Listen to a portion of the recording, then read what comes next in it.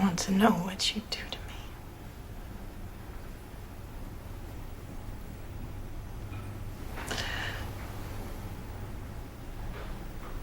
Wow. Wow. I just said that. You just said that.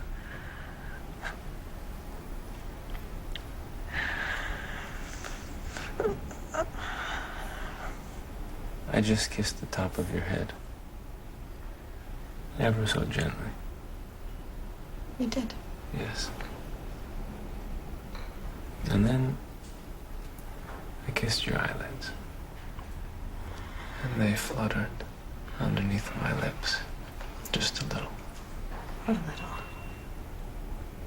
And very, very slowly, I just grazed your lips with mine. But because you're married, I didn't dare kiss them. No. Instead, I worked my way slowly down your neck, and I kissed every inch of it. And I lingered over your birthmark on your left shoulder. Yeah, that one. And I smelled you.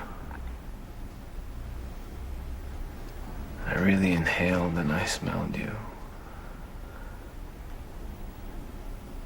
What would I smell like? You smelled like you do. The way you smelled on the plane. The way you smell right now. A mixture of sweetness and fuck. And I kissed your breast. And I licked your nipples. And I stayed there for about an hour. And I was gentle at first, but I found out how they worked, and you weren't all that interested in me being gentle.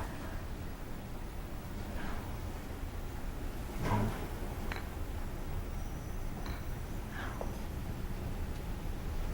And then I thought to myself, I need to find out how she works.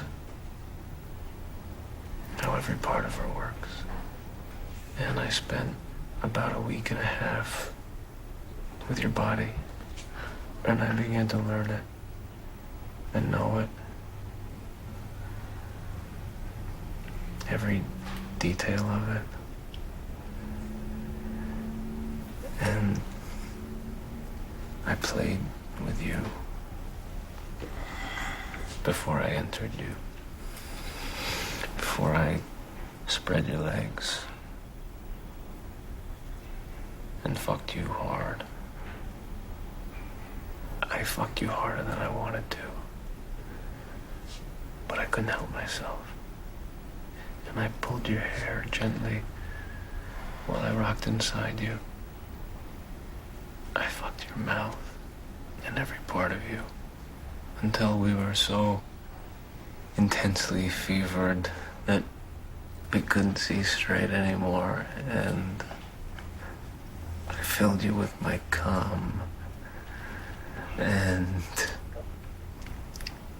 I told you again and again that I love you.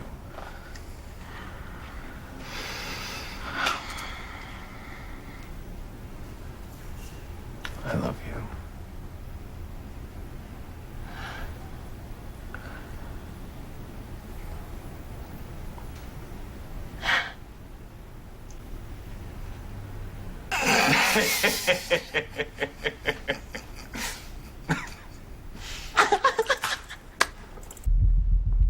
Right about now, Jake is sitting in a car outside of Iris's apartment. And if I don't call him in 10 minutes, he's gonna go upstairs, fuck her, and cave her head in with a bat. Or maybe he'll cave her head in and then fuck her. You think I'm gonna what? Forgive you for killing my dad? You owe me fully. And I know exactly how you're gonna pay your debt. You're gonna make me $8 million. $8 million is the price of the bullet you put in your best friend's head to save your sorry ass. Ethan, listen to me. No, you listen to me! I have got a mark. Primed and ready to go. But he does things old school. So I need someone old school to help me take his money. You don't want my help. You want to get me back for what I did. No, this is about what you're going to do, which is exactly what I say. Or I make sure that Iris finds out something about you that she really, really doesn't want to know. Well, me and Iris already told each other every fucked up thing we've ever done in our lives. You can't get me like that. We have no secrets.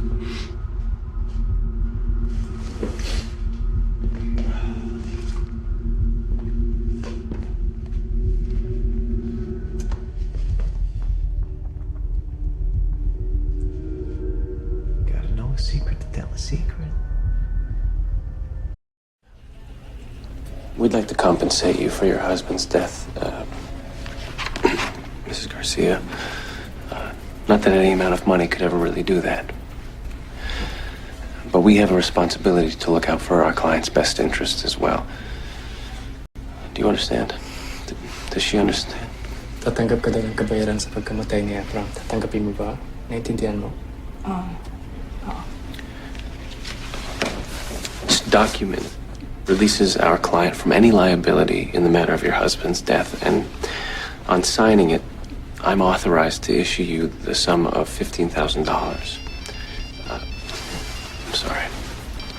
I meant to turn this off. Excuse me. Byrne there? Mr. Byrne, it's Dr. Lipte calling about your pet fruit. Yeah, and now is not a good time. She has a blockage, and I'd like to do an exploratory surgery. Did you close Mr. it? Byrne, I said I'd like to do an exploratory Close surgery and just... Sir, are you there? Sir, can Let you... me talk to my girlfriend and I'll call you back.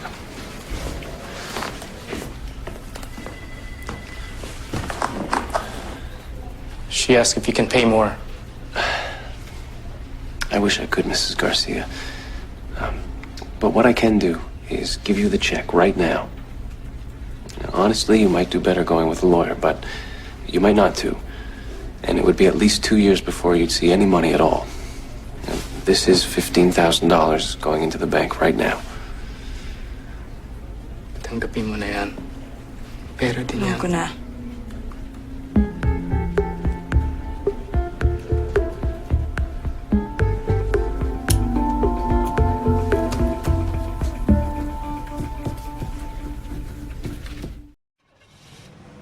What?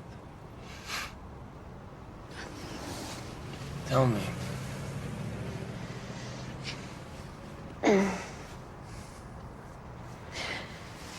Remember a couple of weeks ago when we were in the car and you said that you would never be with anybody else? Oh, I can't have this conversation anymore, seriously. I can't let it go. Straight, because every time I see you with someone else now, I wonder. Why? You know I don't want to be with anyone else. You know that. Look, what we have... Do you think I would ever share that with anyone else? That belongs to us. Okay? But when you push me into a corner like this, I feel fucking dead. But when you make a commitment, when you ask someone to marry you, I mean, that means that there won't even be a possibility of someone else. Look, just let it go. Okay, let it go, and it won't ever happen. I can't. I need to be in love with someone who trusts me. You should be. I just don't think it's me.